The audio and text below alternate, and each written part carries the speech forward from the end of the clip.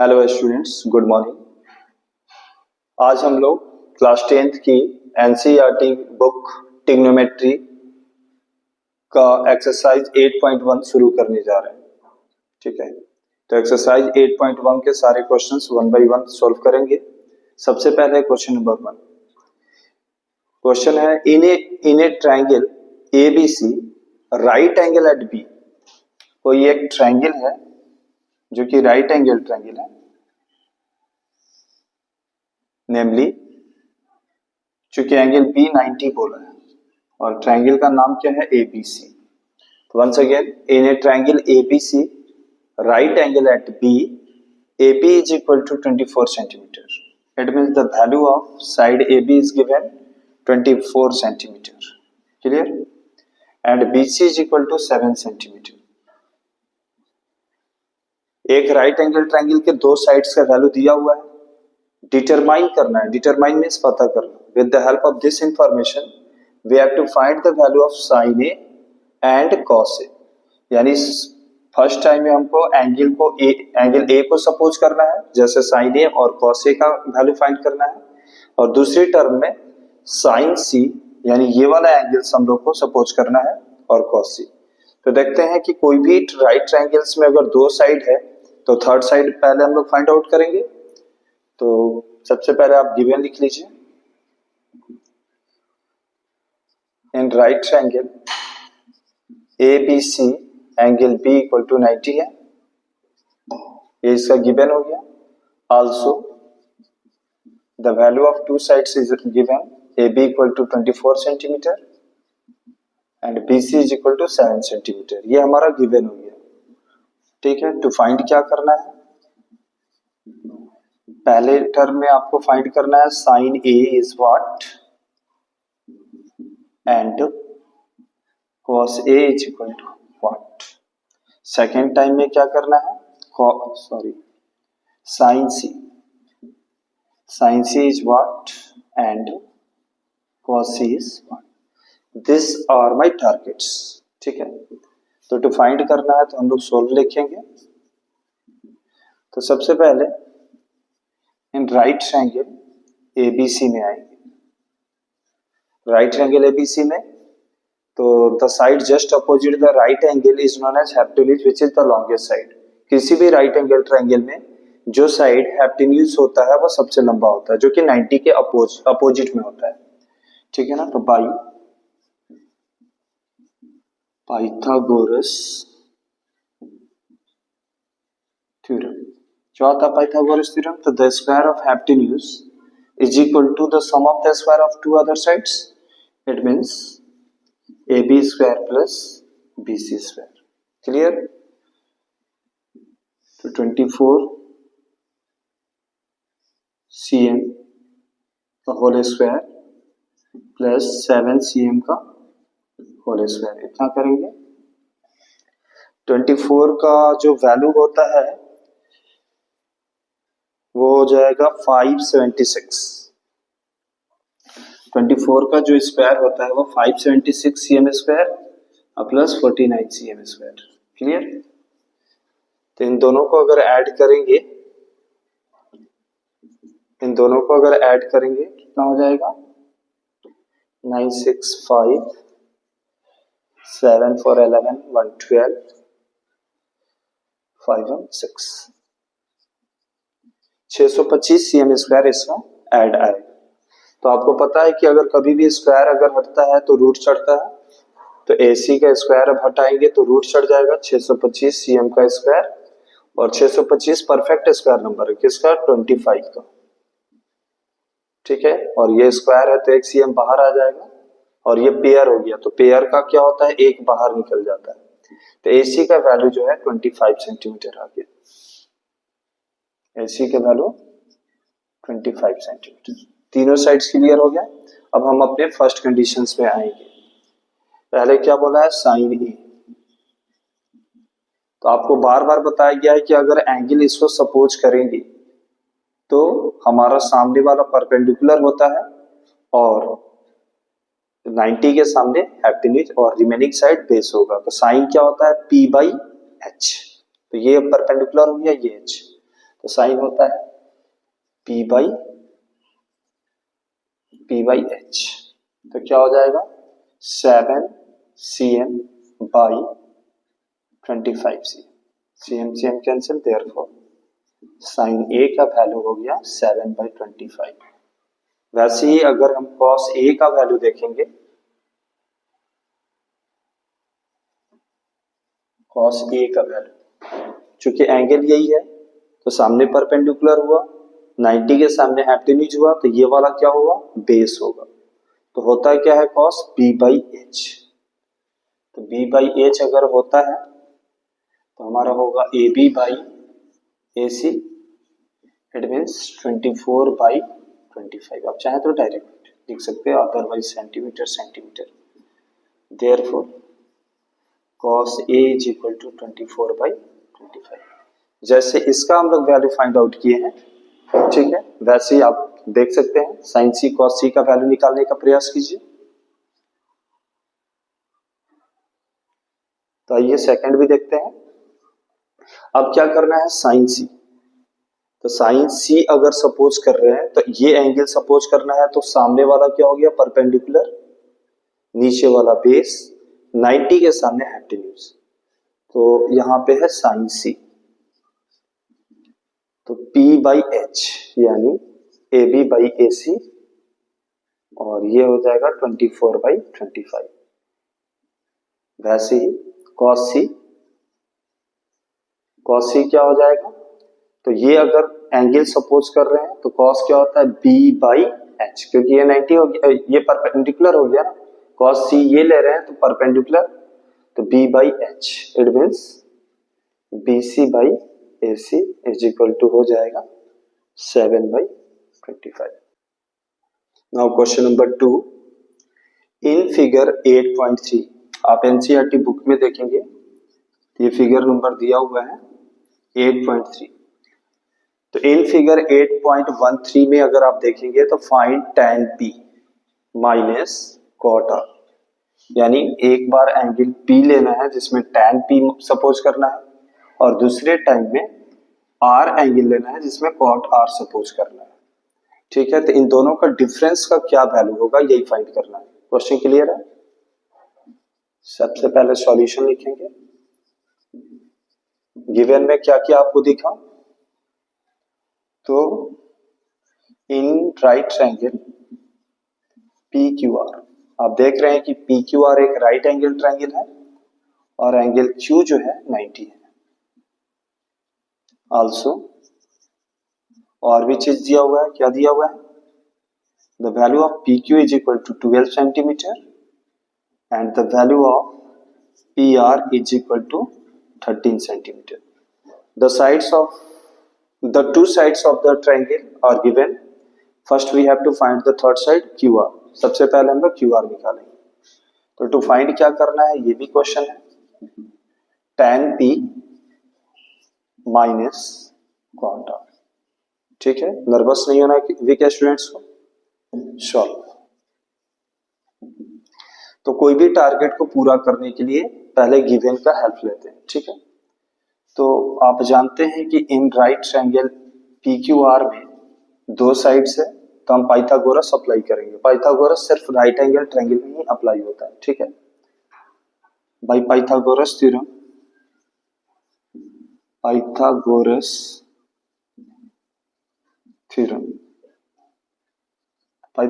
Theorem से सबसे पहले हम लोग PR square is equal to PQ square plus QR square लिखेंगे। तो पाइथागोरस से हमने ये लिखा, the value of PQ is given and the value of PR is also given. तो आप यहाँ पे 13 cm का होल स्क्वायर कर देंगे और PQ का वैल्यू क्या है 12 cm, इसका भी होल स्क्वायर कर देंगे प्लस QR का स्क्वायर। 13 का क्या होता है स्क्वायर, तो 169 cm square is equal to 12 का क्या होता है, तो 144 cm square plus QR square. जो दोनों कांस्टेंट टर्म है एक साइड आएंगे, ठीक है, और QR का वैल्यू फाइंड आउट करेंगे। तो क्यू आर को अपने साइड में छोड़ दीजिए, ये 169 माइनस प्लस में है तो इधर आके क्या हो गया minus is equal to Q R square. Subtract करें 9 से 4 5, 6 से 4 2 और 1 1 कैंसिल, क्यू आर स्क्वायर। तो यहाँ पे आपको पता है कि अगर स्क्वायर हटता है तो रूट चढ़ता है, तो देयरफॉर चूंकि आप देख रहे हैं कि 25 is a perfect square number, तो ये क्या हो गया 5c, यानी हमारा थर्ड साइड भी मालूम हो गया। अब हमें अपने टारगेट को देखना है नाउ tan p, तो tan p is minus cot r, ये हमको वैल्यू लेना है, ठीक है। तो सबसे पहले tan p को अगर देख रहे हैं तो tan होता क्या है p बाई p, चूंकि 90 के अपोजिट वाला hypotenuse which is the longest, तो tan p क्या हो गया p बाई p, ठीक है। तो ये हो गया 5 बाई 12 माइनस, अब cot r देखेंगे, सेकेंड एंगल क्या है मेरा cot r, तो अगर एंगल सपोज करेंगे तो ये होता है परपेंडिकुलर, ये हो गया बेस, तो अगर tan रहता तो p बाई p होता, p बाई b होता, बट ये cot है तो उल्टा कर देंगे 5 बाई 12, क्लियर। अगर वंस अगेन अगर ये tan r रहता तो 12 बाई 5 होता, लेकिन tan किसका रेसिप्रोकल होता है cot का, तो 12 बाई 5 ना लिख करके हम लोग 5 बाई 12 कर, 12 दोनों का डेनोमिनेटर सेम है तो एलसीएम कॉमन हो गया 12, 5 minus 5 is equal to 0 by 12, तो 0 by any number is equal to what 0, therefore tan p minus cot r is equal to 0, ये आपका आंसर हो गया। Now question number 3, if sin a is equal to 3 by 4, student sin a का value दिया हुआ है 3 by 4, we have to calculate cos a and tan a, very easy. सबसे पहले हम लोग एक राइट एंगल ट्रायंगल कंसीडर करेंगे,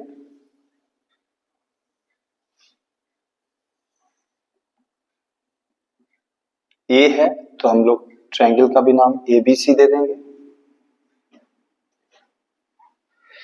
तो सबसे पहले हम लोग गिवन लिखेंगे, consider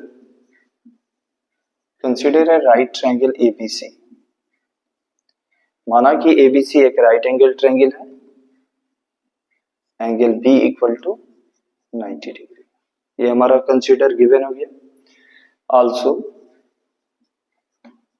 sin A is equal to 3 by 4, ये भी गिवन है according to the question. To calculate means to find cos A is equal to what, and second is tan A is equal to what. This is my target, clear है, solve। तो dear student सबसे पहले ये आपको जानना होगा कि कोई भी चीज अगर रेशियो में अगर दिया रहता है तो उसको x में कन्वर्ट करना होता है, क्योंकि साइन का वैल्यू 3 बाई 4 एक रेशियो में है, तो सबसे पहले इसको हम लोग x में कन्वर्ट करेंगे। तो चूंकि साइन ए, तो आपको पता है कि अगर एंगल इसको सपोज करेंगे तो सामने वाला परपेंडिकुलर, ये वाला बेस और 90 के सामने हाइपोटेन्यूज। तो आप आइए सिंस, चूंकि द मीनिंग ऑफ सिंस मतलब चूंकि, जो चीज गिवन होता है उसको सिंस से रिप्रेजेंट करते हैं। Sine A is equal to, अगर इससे अगर एंगल ट्रायंगल से अगर सपोज करेंगे तो ये क्या हो जाएगा P बाई H, यानी BC बाई AC, ठीक है ना, P बाई H होता है साइन, लेकिन इसकी वैल्यू कितना दिया हुआ है 3 बाई 4। तो मैंने अभी क्या बताया कि कोई भी चीज अगर रेशियो में दिया रहेगा उसको x में कन्वर्ट करेंगे, तो लेट कर लेंगे, लेट मीन्स मान लेते हैं, तो BC जो होगा वो 3x यूनिट मान लेंगे, BC 3x unit and AC क्या हो जाएगा 4x यूनिट। क्लियर हो गया? क्लास 10th के जो भी वीक स्टूडेंट्स हैं, बोर्ड के एग्जाम की तैयारी कर रहे हैं, तो ये उनके लिए बहुत ही बेनिफिशियल, इजी और सिस्टमेटिक वे से सारे क्वेश्चन सोल्व होते हैं। ठीक है, तो BC equal to 3x unit हो गया, AC equal to 4x unit. इसको हम लोग लिख लें 3x एंड 4x। तो now in right triangle ABC by Pythagoras theorem,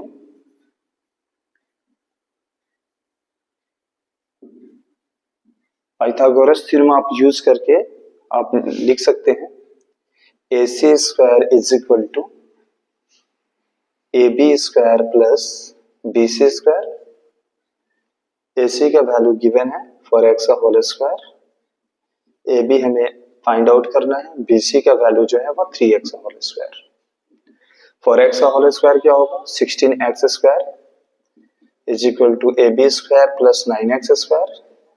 जो सिमिलर टर्म होते हैं, लाइक टर्म, उसको एक पास करेंगे तो AB अपने जगह पे रह जाएगा और ये प्लस 9 है तो इधर आके माइनस, तो 16x square minus 9x square. तो 16 में से 9 जाएगा 7x स्क्वायर, और आपको पता है कि अगर स्क्वायर हटता है तो रूट चढ़ता है, तो देयरफॉर रूट से आउट वही होता है, रूट से बाहर वही होता है जो पेयर में होता है। तो रूट 7 तो सिंगल है और x स्क्वायर पेयर में है तो ये बाहर हो गया, यानी आपका AB का भी वैल्यू निकल गया। AB का वैल्यू कितना निकला root 7x unit. 3 sides clear हो गया आपके। ठीक है, अब हम अपने टारगेट पे जाएंगे cos A. Now cos A क्या होता है? कॉस ए तो कॉस होता है B बाई एच। अगर एंगल इसको सपोज कर रहे हैं तो ये तो परपेंडिकुलर हो गया, तो B बाई एच 90 के समय एप्टिट्यूड, तो ये हो जाएगा AB by AC। It means root 7x by 4x, x x cancel, therefore cos A का वैल्यू जो हो गया रूट 7 बाई 4। वैसे ही हम लोग tan A का भी वैल्यू निकालेंगे। tan A तो एंगल अगर इसको सपोज कर रहे हैं तो ये क्या हो गया P, और होता क्या है tan P by B। It means perpendicular ये हुआ, बेस कौन सा हो गया AB, तो 3x बाई रूट 7x। तो देयरफॉर tan A का वैल्यू जो हो गया वो 3 by root 7।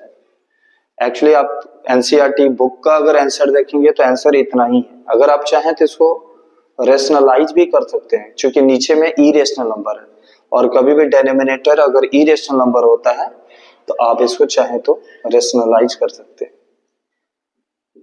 Root 7 into root 7 क्या होगा 7। तो ये दोनों ही आंसर सही है, बट किताब में जो आंसर दिया हुआ है वो 3 बाई रूट 7 है। Now be ready for question number 4। Given है 15 cot A is equal to 8, find sin A and sec A। तो आप क्या करेंगे, सबसे पहले आप गिवन लिखेंगे, तो एक ट्रायंगल को कंसीडर करेंगे, राइट एंगल ट्रायंगल।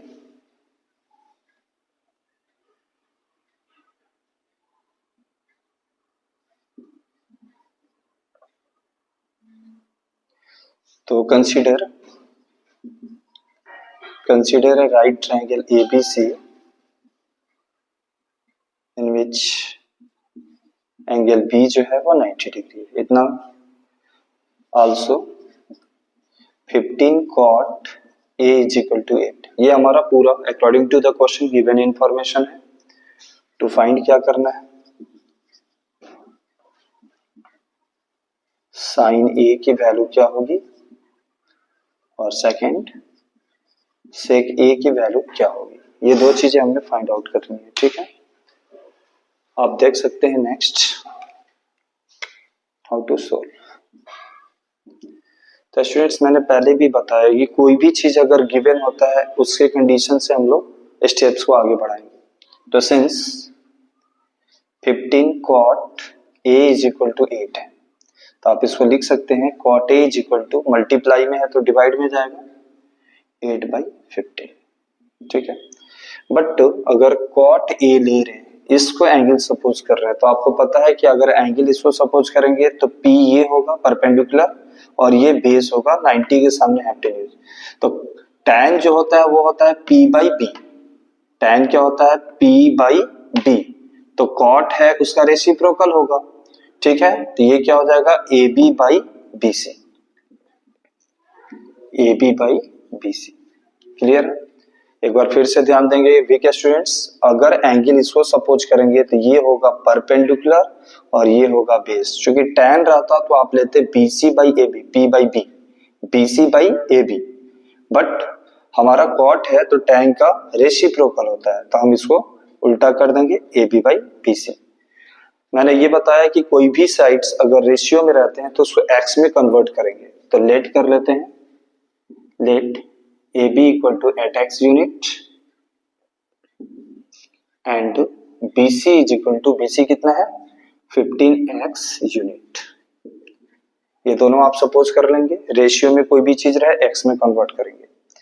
AB का वैल्यू हो गया 8x और BC का वैल्यू हो गया 15x। Now in right triangle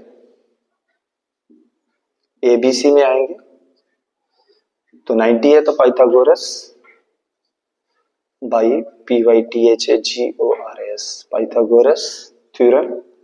क्या लिख सकते हैं हम लोग? AC square is equal to AB square plus BC square, 8x का होल स्क्वायर प्लस 15x का whole square, 64x square, 225x square.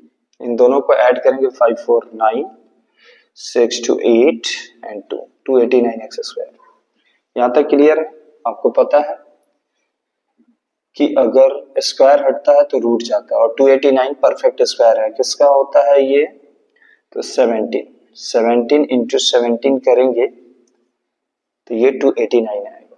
तो आपको पता है कि कोई भी चीज अगर पेयर में होता है रूट के अंदर तो वो बाहर होता है। तो देयर आर 217, तो एक 17 और x का पावर 2 है यानी वो भी एक बाहर आएगा, यानी AC का वैल्यू हमको निकल गया। हाइपोटेन्यूज का वैल्यू कितना निकल गया? 17x। क्लियर है यहां तक? अब जो है हम अपने टारगेट को देखेंगे साइन ए, ठीक है। तो साइन ए क्या होता है? P/H।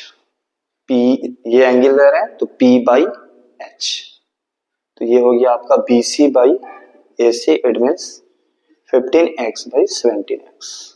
क्लियर हो गया? तो देयरफॉर साइन ए का वैल्यू कितना हो गया? 15/17। एक और रह गया है सेक ए।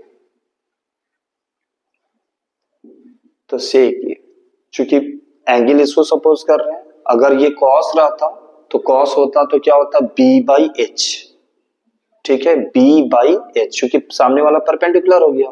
तो बेस कौन हुआ? दिस वन, और 90 के सामने हाइपोटेन्यूज। तो सेक किसका रेसिप्रोकल होता है? कॉस का।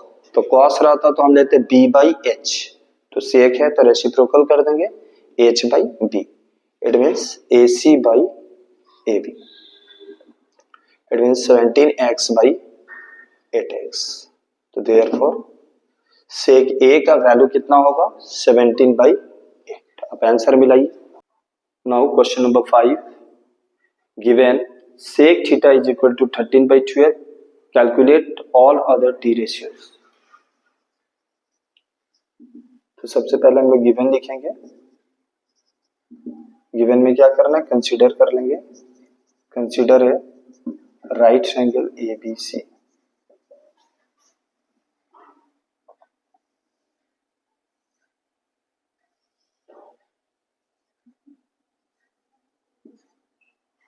Consider a right triangle ABC in which angle B जो है वो 90 हो गया।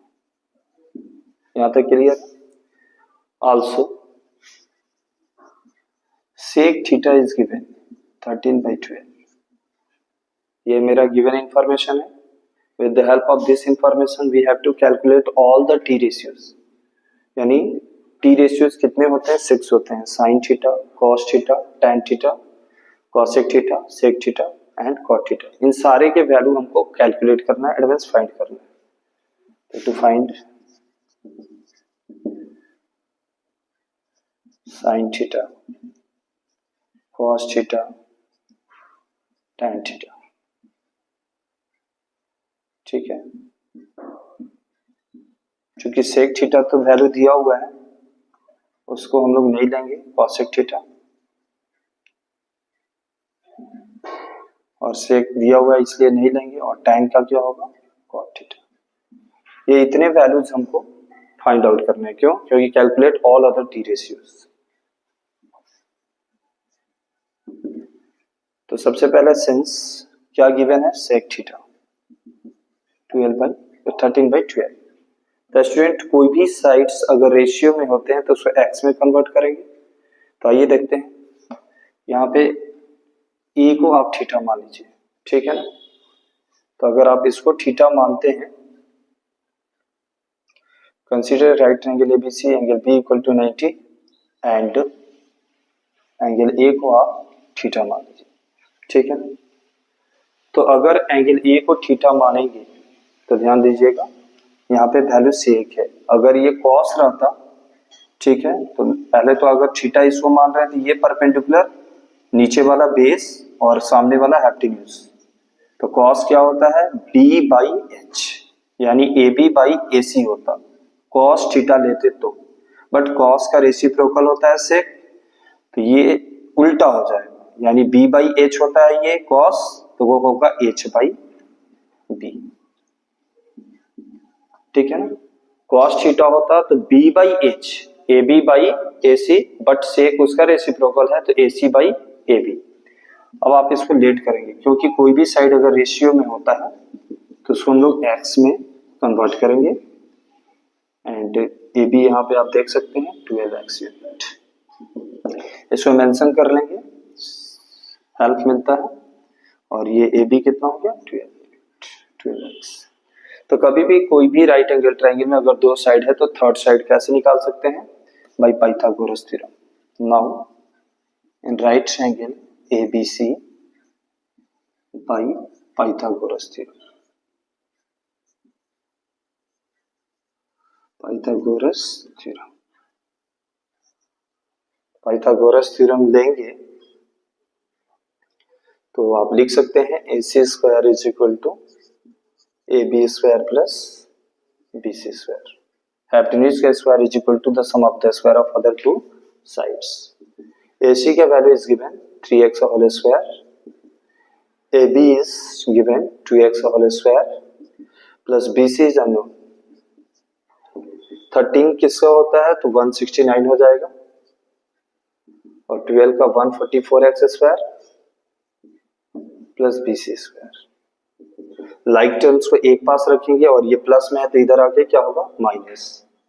तो BC square is equal to ये इधर आएगा तो 169 अपने साइड में है और ये प्लस में है तो इधर आके माइनस. तो 169 माइनस 144 करेंगे तो 25x स्क्वायर. और आपको पता है कि स्क्वायर हटता है तो रूट चढ़ता है. तो देयरफॉर BC का जो वैल्यू आ गया वो 5x यूनिट हो गया. 25 is a perfect square. The value of BC is 5x unit. Clear है. अब आप सारे के सारे एंगल्स का वैल्यू कैलकुलेट कर सकते हैं. Now sine theta, sine theta की अगर बात करेंगे, क्योंकि थीटा ये है तो साइन थीटा होता है p/h. p/h तो 13x, 5/13 हो गया. वैसे अगर cos थीटा लेंगे तो cos थीटा क्या हो जाएगा? cos तो आपका इसी से निकल जाएगा, रेसिप्रोकल होता है सेक का, तो 12/13. इससे भी आप देख सकते हैं b/h, b/h. It means 12x/13x is equal to 12/13. ठीक है. वैसे अगर tan की बात करेंगे, tan थीटा, तो tan theta is equal to tan theta क्या होता है p बाई b यानी 5x, इसको मैं थोड़ा साइड में लिख दे रहा हूँ, tan को मैं यहाँ पे लिख दे रहा हूँ, tan थीटा हो जाएगा, tan थीटा ये है तो p बाई b, तो 5x by 12x, x cancel 5 by 12, 3 ठो आपका निकल गया, sin theta 5 by 13, cos theta 12 by 13, tan theta 5 by 12। cosec कैसे निकलेगा? cosec थीटा जो होता है sin का रेसिप्रोकल होता है, तो 5 बाई 13 का 13 बाई 5, cos थीटा है 12 बाई 13, तो sec तो गिवन है 13 बाई 12 रेसिप्रोकल, और tan का रेसिप्रोकल होता है cot, तो cot थीटा क्या हो जाएगा? tan का रेसिप्रोकल 5 बाई 12 है तो 12 बाई 5। तो हमारा सारा एंगल्स कैलकुलेट हो चुका है, आप देख सकते हैं। Students be ready for question number 6, और इस क्वेश्चन को मैं 2 मेथड से बनाऊंगा, और इस वीडियो में आप क्वेश्चन 1 to 6 का ही सॉल्यूशन देख पाएंगे, एक्सरसाइज 8.1, ठीक है। बाकी 7 to 11 क्वेश्चन जो होगा वो नेक्स्ट वीडियो में होगा। तो आइए 6 काफी इंपॉर्टेंट क्वेश्चन है। If angle A and angle B are acute angles, acute means 90 से कम, तो A और B जो है वो दोनों acute angles है, such that cos A is equal to cos B given है, तो then so that आपको to proof करना है, प्रूफ कर देना है कि angle A equal to angle B equal होंगे। तो सबसे पहले गिवन लिखिए, आप एक एंगल ट्रायंगल को कंसीडर करेंगे, consider a right triangle ABC, ठीक है। तो आप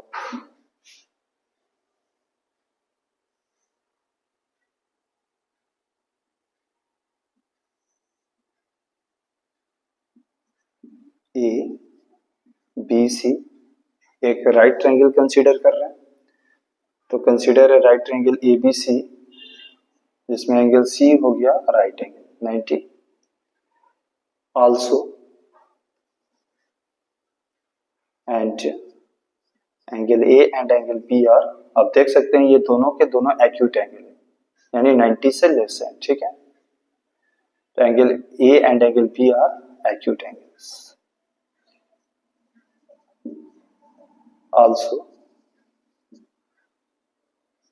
cos A is equal to cos B, ये भी हमारा गिवन है, ठीक है। टू प्रूफ देखिए, टू प्रूफ क्या होगा, angle A is equal to angle B, ये हमको सिद्ध करना है, ठीक है। तो ये आपका फर्स्ट मेथड है, आप इसको नोट कर लीजिए।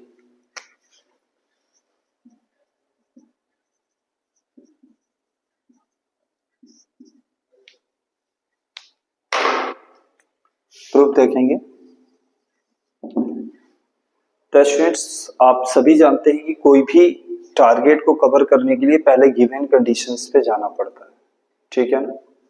तो सिंस आपका वैल्यू दिया हुआ है cos A is equal to cos B, बहुत सारे वीक स्टूडेंट इसको देख के डर जाते हैं, जी नहीं कि क्वेश्चन इतना लंबा है, आज तक हम स्टडी नहीं किए, जी नहीं, आपको बेसिक रूल जानना है, ठीक है। तो बेसिक रूल में आपको सिर्फ इतना याद रखना है कि अगर एंगल इसको सपोज करते हैं तो सामने वाला परपेंडिकुलर, इधर वाला साइड बेस होगा, क्योंकि 90 के सामने हाइपोटेन्यूज होता है, तो बस ये कॉन्सेप्ट क्लियर करना है।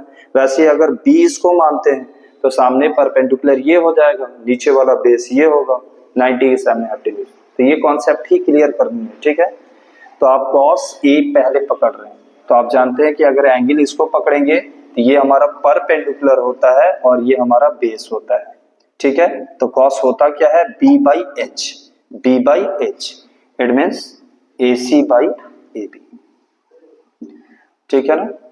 और अगर आप इसको एंगल सपोज करते हैं, ठीक है, cos B लेते हैं तो ये हमारा परपेंडिकुलर हुआ, तो cos होता क्या है, तो बेस ये हो जाएगा B बाई H, क्योंकि B ये है तो परपेंडिकुलर ये, तो BC बाई AB, ये हमारा B बाई H हो गया। आप देख सकते हैं AB क्या हो गया, कैंसिल, तो देयरफॉर आपके पास क्या बच गया, AC is equal to BC। ये दो साइड आपको इक्वल हो गया, यानी AC साइड जो हो गया वो BC के इक्वल हो गया। तो कभी भी कोई भी ट्रायंगल में अगर दो साइड इक्वल होते हैं तो वह आइसोसेलेस ट्रायंगल होता है, और ये 90 लगा हुआ है तो ये आइसोसेलेस राइट एंगल ट्रायंगल हो गया। तो कभी भी आइसोसेलेस ट्रायंगल के दो साइड इक्वल होते हैं तो उसका दोनों अपोजिट एंगल्स भी इक्वल होता है। ये आइसोसेलेस ट्रायंगल की प्रॉपर्टीज होती है। तो जैसे आप देख रहे हैं कि दो साइड इक्वल है, AC इक्वल टू BC, तो इसके दोनों अपोजिट एंगल्स भी इक्वल हो जाएंगे। देन मीन्स तब angle A equal to angle B। इसका रीजन क्या हुआ?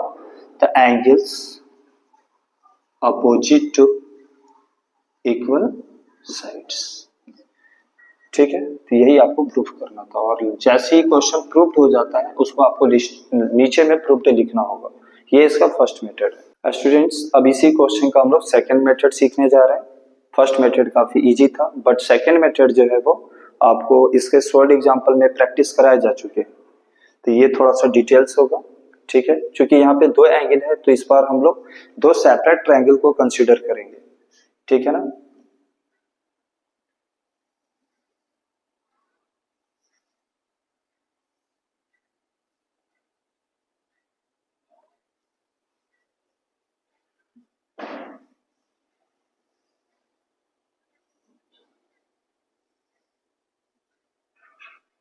एक का नाम हम ADC रखेंगे और दूसरा का नाम BEF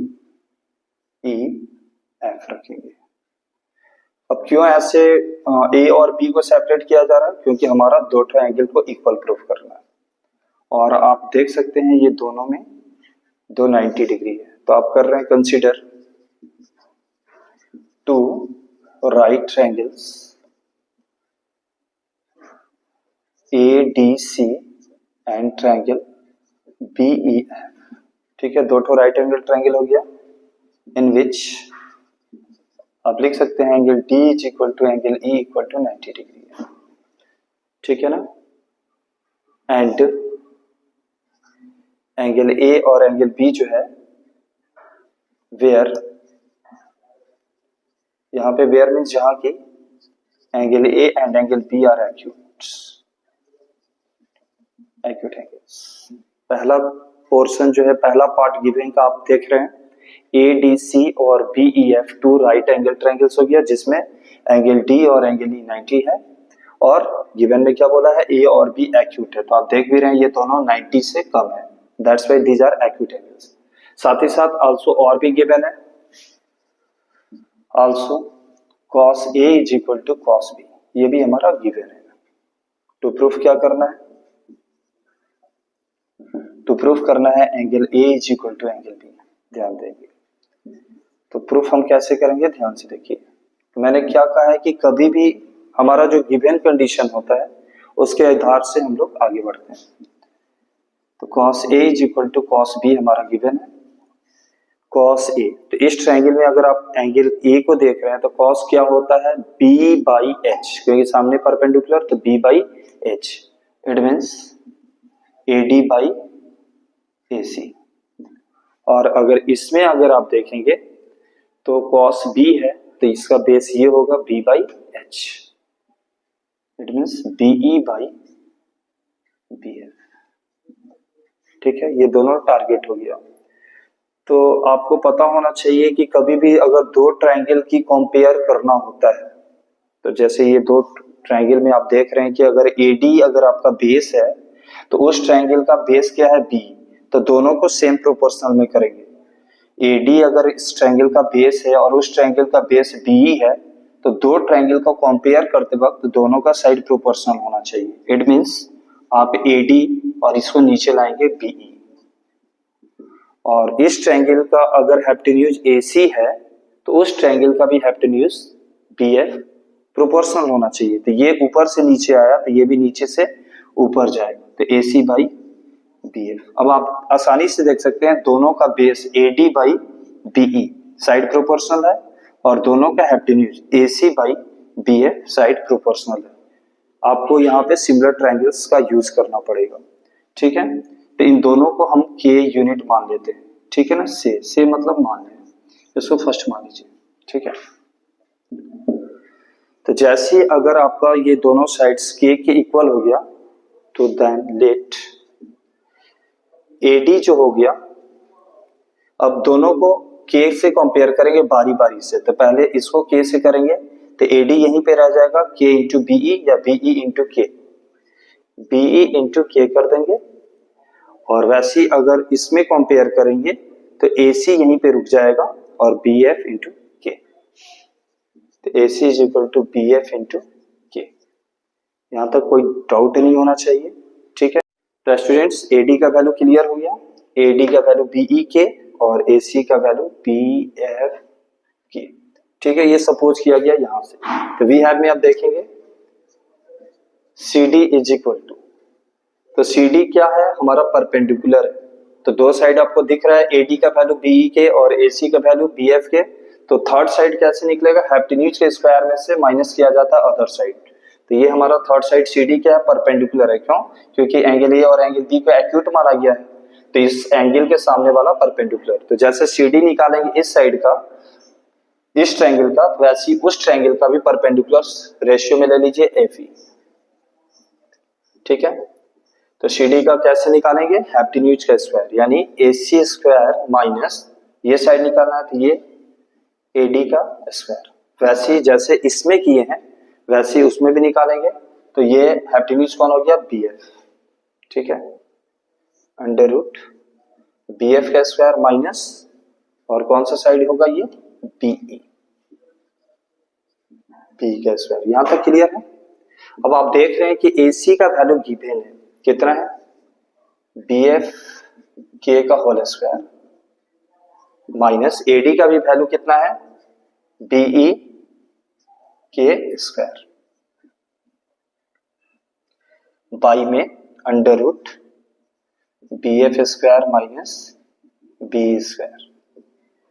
तो ये क्या हो गया, ये स्क्वायर सभी के लिए है तो K स्क्वायर बाहर निकाल लीजिए और BF स्क्वायर हो गया माइनस K स्क्वायर बाहर निकाल लेंगे और BE स्क्वायर दोनों में होंगे। नीचे में continue BF square minus BE square, ये इतना क्लियर है। अब आप देखेंगे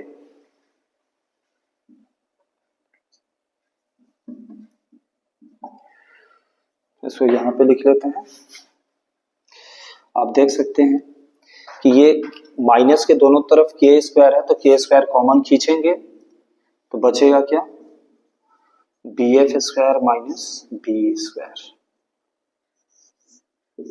और नीचे में कंटिन्यू है आपका BF square minus BE square. Students अब सबको पता है कि कभी भी रूट में अगर पेयर होता है तो वो एक बाहर निकलता है, तो K स्क्वायर पेयर में है तो वो बाहर निकल गया, तो ये BF square minus BE square by under root BF square minus BE square.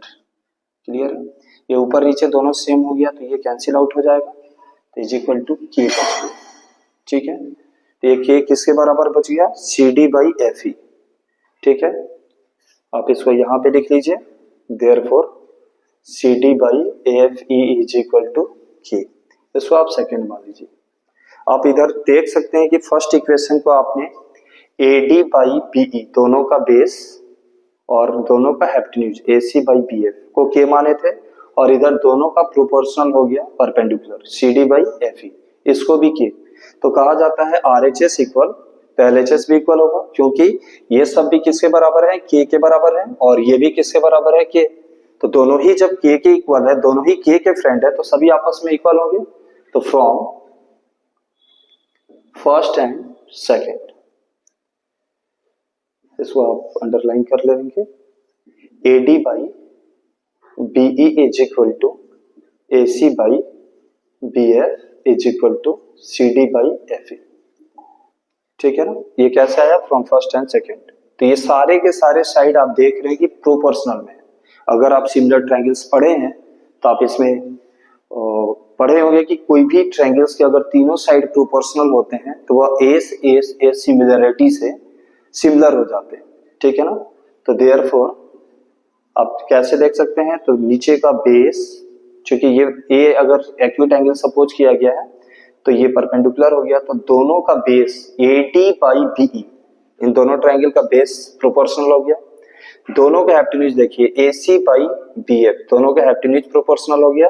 और फाइनली दोनों का परपेंडिकुलर, तो triangle ADC is similar to triangle BEF। जो बच्चे का अगर सिमिलर ट्रायंगल छूट गया है, आप पहले उसका डीपली स्टडी कीजिए, ये काफी आसानी से समझ में आएगा, बहुत ही इंटरेस्टिंग चैप्टर है। तो दोनों ट्रायंगल अगर सिमिलर हो गया किस क्राइटेरिया से, तो बाई एस सिमिलैरिटीज। तो जब भी अगर दो ट्रायंगल सिमिलर होता है तो उसका कोरस्पॉन्डिंग एंगल्स इक्वल होता है, ठीक है। तो then angle A is equal to angle B। आप मैचिंग करके देखिए, अगर एंगल A पहले है तो एंगल B, ठीक है ना। तो ये हमारा प्रूफ हो गया। उम्मीद करते हैं ये आपको 1 to 6 एग्जाम्पल काफी अच्छे से समझ में आए होंगे, काफी इजी तरीके से सिस्टमैटिक ढंग से आपको समझाया गया है। Exercise 8.1 NCERT। बाकी 7 to 11 नेक्स्ट वीडियो में आप वॉच करेंगे। Thank you.